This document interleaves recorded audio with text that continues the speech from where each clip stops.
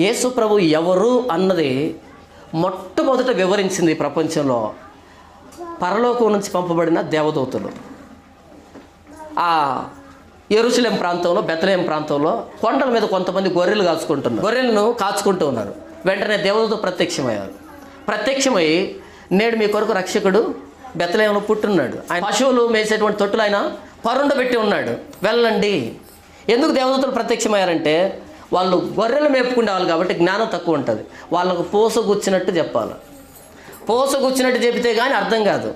యేసుక్రీస్తు అనే ఆయనని అర్థం చేయించే ప్రయత్నం మొట్టమొదటిసారిగా చేసింది ఎవరంటే దేవదూతలు.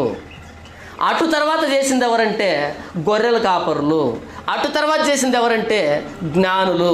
అటు తర్వాత ఎవరు చేశారంటే బాప్తిస్మ ఇచ్చే యోహాను. అటు తర్వాత ఎవరు చేశారంటే అపోస్తలులు. అటు తర్వాత ఎవరు చేశారంటే క్రైస్తవ మిషనరీలు. అటు తర్వాత ఈరోజు నేను వివరించాను. ఇప్పుడు సమాజానికి వెళ్ళిన తర్వాత నువ్వు వివరిస్తావు ఆయన గురించి.